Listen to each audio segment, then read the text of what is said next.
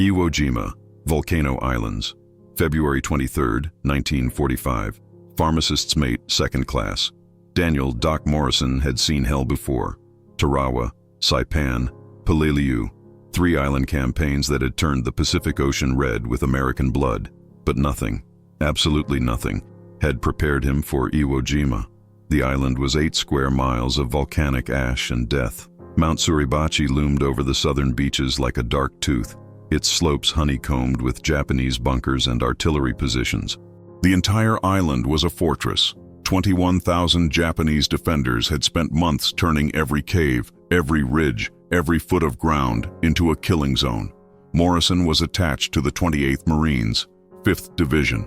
4 days into the invasion, his unit was pinned down on the western slopes of Suribachi, trying to cut off the mountain from the rest of the island. The volcanic sand made every step exhausting. You sank to your ankles with each movement. The Japanese had pre-sighted every approach. Their artillery and mortar fire was surgical, devastating. Morrison crouched in a shallow depression that barely qualified as cover, his corpsman's kit pressed against his chest like a talisman. Around him, Marines hugged the ground, faces pressed into the black sand, trying to become one with the earth. The air stank of sulfur from the volcanic vents, mixed with cordite and blood and the sweet, sick smell of death. He was 24 years old, from a small town in Iowa called Cedar Rapids. Before the war, he'd worked at his father's pharmacy, learning to mix compounds, to understand medications, to care for people. He'd wanted to be a pharmacist like his old man, maybe take over the family business someday. Then Pearl Harbor happened.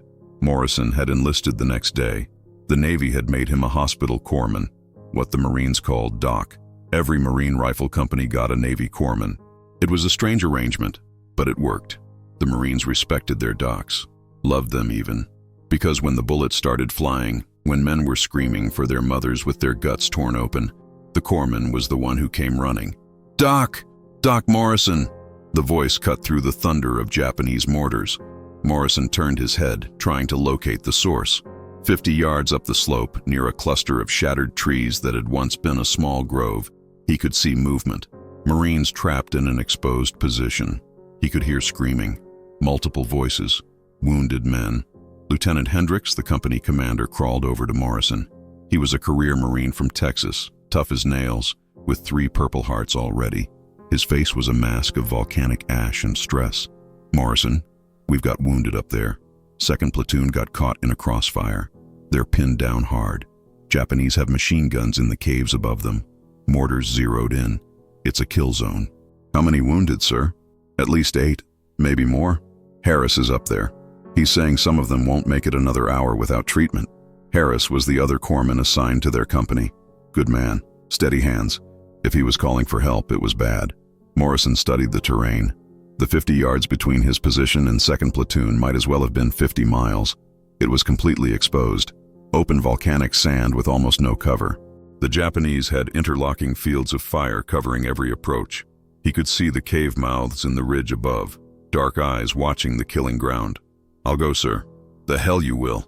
Hendricks grabbed his arm. "Morrison, I'm not sending you up there. It's suicide. We'll wait for tanks, or air support, or we'll assault the caves first, suppress the Japanese positions." "Sir, Harris said they won't last an hour. How long until we get tanks up here?" Hendricks' jaw clenched. They both knew the answer. The terrain was so bad that armor was getting bogged down everywhere. It could be hours, could be tomorrow. "I'm ordering you to stay put, Doc." Morrison looked at the lieutenant. Hendricks was a good officer. He cared about his men. He'd already lost too many. He didn't want to lose his corpsman too. "Sir, with respect, you can court-martial me when I get back. But I took an oath. Those are our men up there." "Morrison?" "I'm going, sir." He checked his kit. Morphine syrettes. He had maybe 20 left. Bandages, sulfa powder, plasma. Not nearly enough for 8 wounded men, but it was what he had. He stripped off everything non-essential. His pack, his canteen, his helmet. The helmet would just make him a better target. Corporal Jenkins, a kid from Louisiana who couldn't have been more than 19, stared at him with wide eyes. "Doc, they'll cut you down before you make it 20 yards. "Then I better move fast, shouldn't I?" Morrison said a quick prayer.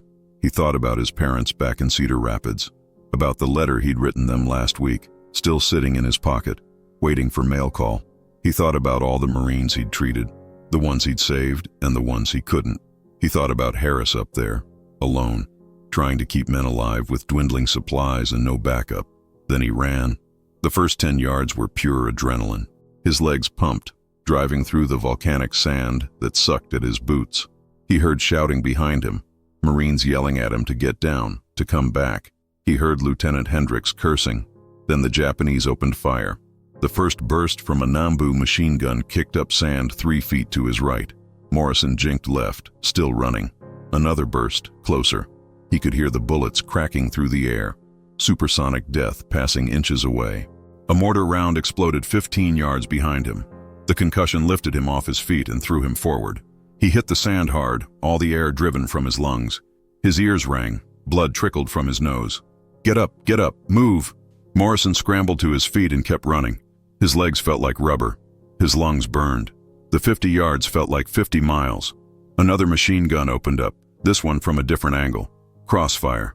They had him in a perfect kill zone. Bullets stitched across the sand in front of him. He dove, rolled, came up running in a different direction. 20 yards, 25, halfway there. A bullet punched through his left shoulder. Not a direct hit. It skimmed across the top of his shoulder, tearing through muscle but missing bone. Morrison gasped, stumbled, but didn't go down. Hot blood soaked his uniform. His left arm went numb. Keep moving. Don't stop. Don't think about it. 30 yards, 35. The Marines in the exposed position were screaming encouragement now, laying down covering fire with everything they had. Rifles cracked. A bar hammered away. It wasn't enough to suppress the Japanese positions, but it might make them keep their heads down for a few seconds. 40 yards. Another mortar round. This one was closer, so close that shrapnel peppered Morrison's legs and back. He felt impacts, felt blood, but couldn't tell how bad it was. Didn't matter. Almost there. 45 yards. He dove the last 5 yards, tumbling into the shallow crater where 2nd Platoon had taken cover. He landed on top of a Marine, both of them gasping. "Doc Morrison, you crazy son of a bitch." It was Harris, his fellow corpsman, face blackened with ash and blood. "I can't believe you made it." Morrison rolled off the Marine he'd landed on, Private Kowalski, a kid from Detroit, and did a quick assessment of the situation. It was worse than he'd thought. The crater was maybe 15 feet across and 3 feet deep, barely adequate cover. 11 Marines were crammed into it, and Morrison could immediately see that at least 9 of them were wounded. Some were hit bad. Sergeant Miller, the platoon sergeant, had taken shrapnel to his chest and abdomen. He was conscious but gray-faced, going into shock. Private First Class Jackson had lost his right leg below the knee, a direct mortar hit. Harris had gotten a tourniquet on it, but Jackson was fading fast, his face pale as paper. Lance Corporal Rodriguez had a sucking chest wound. Morrison could hear the wet rattle with every breath, could see the blood bubbling from the hole in his chest. Pneumothorax. His lung was collapsing. Private Chen had been hit in the face. His jaw was shattered, blood pouring from his mouth. Private Williams had severe burns on his hands and arms from a white phosphorus shell. 3 more Marines had various degrees of shrapnel wounds, none immediately life-threatening, but all needing treatment. "Jesus," Morrison whispered. "Yeah." Harris looked at him with haunted eyes. "I've been doing what I can, but Doc, I'm almost out of everything. We've been stuck here for 3 hours. The Japs have us zeroed. Anyone who moves gets hit." Morrison looked at his own supplies. Combined with whatever Harris had left, they might be able to stabilize these men. But they couldn't carry them out. Not through that killing ground. "We need evacuation, Harris. We need stretcher bearers. We need—" "I know what we need, Doc, but nobody can get to us. You barely made it, and you came in light. They try to bring stretchers up here. Those men are dead." Morrison's mind raced. He looked around the crater, assessing. The Japanese positions above them. The distance back to friendly lines. The condition of the wounded. They were trapped. "Okay," he said, forcing his voice to stay calm. "Okay, first things first. We treat them, we stabilize them. Then we figure out how to get them out. Doc, your shoulder—" "Later, Jackson first. He's lost too much blood." For the next 2 hours, Morrison and Harris worked. It was the most intense, exhausting, desperate medicine either of them had ever practiced. They were performing surgery in a hole in the ground while Japanese artillery rained down around them, while machine gun fire raked the rim of their crater, while men screamed and died. Jackson first. Morrison checked the tourniquet Harris had applied, tightened it, packed the wound with sulfa powder. He started plasma. The man desperately needed blood, and plasma was the best they had. He gave him morphine for the pain. Jackson's eyes fluttered. Am I gonna die, Doc? Not today, Marine. Not on my watch. Rodriguez next. The sucking chest wound. Morrison had trained for this. He pulled out a piece of cellophane wrapper from a bandage package. Corpsman learned to save everything, and taped it over the wound on 3 sides, creating a one-way valve. It would let air escape the chest cavity but not enter. Rodriguez's breathing eased slightly, the death rattle fading. Stay with me, Rodriguez. Keep breathing. That's all you gotta do. Just breathe. Sergeant Miller. Morrison examined the shrapnel wounds in his chest and abdomen. He couldn't tell how deep they went, couldn't tell what internal damage there was. All he could do was pack the wounds, give sulfa, start plasma, hope Miller's body could hold on. Chen with the shattered jaw. Morrison couldn't fix that. It needed a surgeon, an operating room. All he could do was pack the wound to stop the bleeding, position Chen so he wouldn't choke on his own blood, give him morphine to dull the agony. Williams with the phosphorus burns. Morrison carefully cleaned the wounds, applied burn ointment from his kit, wrapped them in bandages. The kid would be scarred for life, but he'd live if they got him out. The others. Shrapnel wounds. Morrison and Harris moved from man to man, bandaging, medicating, reassuring. Their hands moved with practiced efficiency despite the chaos, despite the exhaustion, despite the fear. Through it all, Japanese fire never let up. Mortar rounds exploded around their position. Machine gun bullets snapped overhead. Twice, grenades landed near the crater. Both times, unwounded Marines threw them back before they detonated. Morrison's shoulder throbbed with every movement. Blood had soaked his entire left side. He was starting to feel lightheaded, but he kept working. Doc, you need to let me look at that shoulder, Harris said during a brief lull. Later. Doc, I said later, Harris. These men first. As afternoon wore into evening, their supplies ran out. No more morphine, no more plasma, no more bandages. They were tearing up uniforms, using strips of cloth for dressings. Some of the wounded were stable, others were deteriorating. Without evacuation, without real medical care, some of them would die before morning. That's when Morrison made his decision. I'm going back. Harris stared at him. What? I'm going back to our lines. I'm getting supplies, plasma, morphine, bandages, and I'm getting help. Stretcher bearers. We're getting these men out. Doc, you'll never make it. You barely made it here, and that was hours ago. The Japs are more alert now, and you're wounded. You've lost blood. We don't have a choice, Harris. If we stay here, these men die. Miller won't last the night without more plasma. Jackson's tourniquet needs to be released periodically, or he'll lose the leg to gangrene. Rodriguez needs a chest tube, needs real surgery. We can't help them anymore with what we have. Then I'll go. No, I need you here. If someone goes downhill while I'm gone, you're the only one who can help them. It has to be me. Morrison checked his watch. 17:30 hours. The sun would set in about 90 minutes. If he waited for dark, his chances improved. But every hour they waited, the wounded got worse. I'm going now. While there's still light. The Japs won't expect anyone to be that stupid. Sergeant Miller, barely conscious, grabbed Morrison's arm with surprising strength. Doc, that's suicide.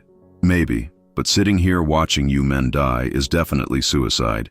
At least this way, we've got a chance. Morrison gathered what little remained of his kit.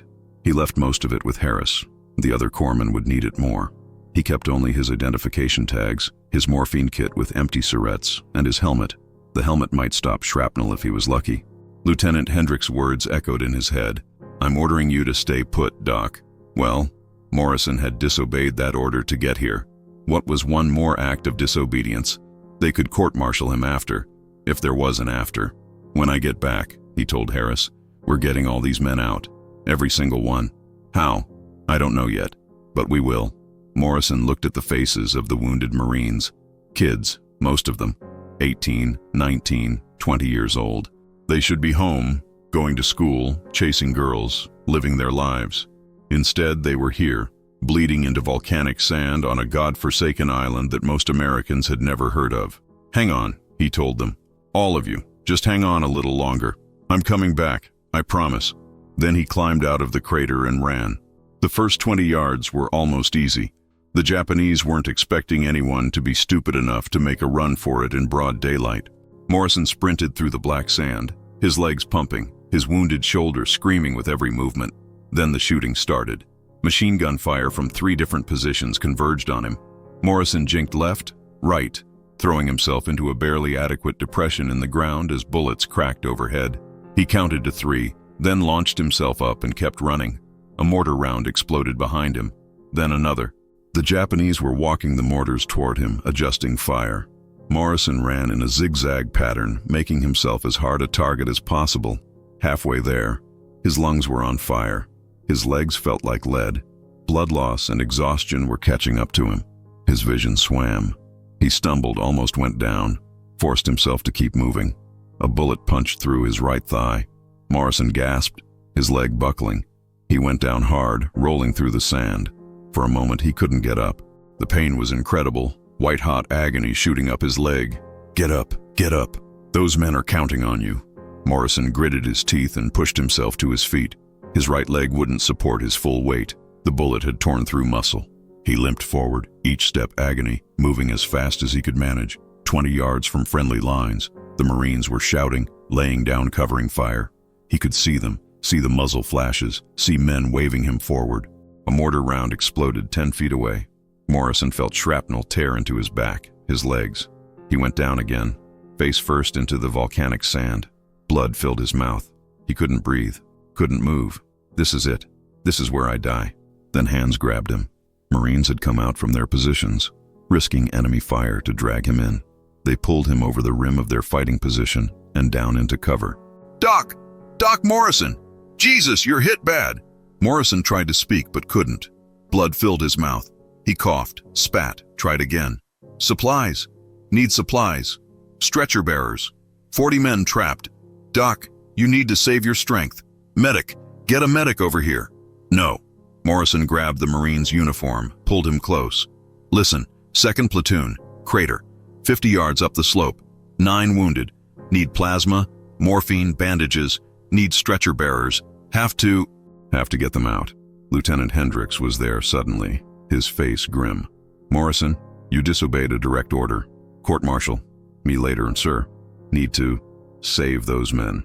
Hendricks looked at him for a long moment, at this corpsman who'd run through hell twice, who was riddled with bullets and shrapnel, who was still trying to save lives even as his own blood soaked into the volcanic sand. Fuck the court-martial, Doc. Tell me what you need. Morrison did. He explained the situation, the positions of the wounded, the Japanese firing positions. Even as another corpsman worked on his wounds, even as they cut away his uniform and started plasma, Morrison kept talking, kept planning. We can't carry them out the way you came, Doc, Hendricks said. They'd cut the stretcher bearers to pieces. I know. Need to suppress the caves. Heavy weapons. Maybe tanks if we can get them. It'll take time to coordinate. Don't have time, sir. Miller won't last the night. Neither will Rodriguez. Hendricks was quiet, thinking. Then he nodded. Okay, here's what we're going to do. Over the next 90 minutes, as the sun set and darkness fell over Iwo Jima, Hendricks pulled together an operation. He got artillery support. Marine 105mm howitzers would hammer the Japanese cave positions. He got 2 Sherman tanks that had finally made it through the terrible terrain. He organized a rescue team, 20 Marines, 6 stretcher bearers, and every corpsman he could find. And despite Morrison's wounds, despite the blood loss and the pain, despite the other corpsmen's protests, Morrison insisted on going with them. Doc, you need to go to the aid station. You need surgery. You've been shot twice, hit with shrapnel at least a dozen times. Those are my Marines up there. I'm going. They moved out after full dark. The artillery barrage went in first. Precise, devastating fire on the Japanese cave positions. The ground shook with the impacts. Then the tanks moved up, their 75mm guns blasting the cave mouths, their machine guns raking the ridge. Under this covering fire, the rescue team moved forward. Morrison limped along with them, supported by 2 Marines. Every step was agony. His wounds had been bandaged, but he was still bleeding. He'd refused morphine. He needed to stay alert, to help with the evacuation. They reached the crater to find Harris and the wounded Marines still holding on. All 9 wounded were still alive, though some were in critical condition. Doc Morrison! Harris's face showed shock and relief. When you got hit, I thought you were dead. Not yet. We're getting everyone out. Everyone. The next 30 minutes were controlled chaos. The stretcher bearers loaded the wounded while Marines provided security, while the tanks kept up suppressing fire. Morrison moved from man to man, checking bandages, adjusting plasma lines, making sure they were stable enough to move. Sergeant Miller grabbed his hand weakly. "You came back, Doc? You crazy bastard. You actually came back." "Told you I would, Sergeant. Now save your strength. We're going home." They carried the wounded back to American lines in groups. The tanks provided mobile cover, their bulk shielding the stretcher bearers. The artillery continued to hammer the Japanese positions. Morrison limped along with the last group, refusing to leave until every wounded Marine was safe. As they crossed back into friendly lines, Morrison's legs finally gave out. He collapsed, his body finally surrendering to shock and blood loss. He woke up 12 hours later in a field hospital, his body wrapped in bandages, plasma dripping into his arm. Lieutenant Hendricks was sitting beside his bed. "Morning, Doc. Or afternoon, actually. You've been out for a while." Morrison tried to speak, but his throat was too dry. Hendricks held a cup of water to his lips. "The wounded?" Morrison managed. "All alive, all of them. Jackson's on a hospital ship headed for Guam. They think they can save his leg. Rodriguez is stable. They got a chest tube in him and he's breathing better. Miller's going to make it. Chen's headed for reconstructive surgery, but he'll live. All 9 of them, Doc. You saved every single one. Harris saved them too, and the stretcher bearers, and the Marines who gave covering fire. Wasn't just me." "No, Doc, it was you. You ran through a kill zone twice. You got shot, hit with shrapnel, and kept going. You disobeyed orders to save your Marines. Command wants to put you in for the Medal of Honor." Morrison shook his head. "Don't want a medal.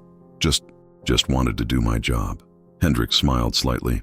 "Your job involved getting shot 3 times and hit with enough shrapnel to kill most men. The surgeons pulled 17 pieces of metal out of you, Doc. 17. How the hell are you even alive?" Morrison thought about it. About the 2 runs through the killing ground.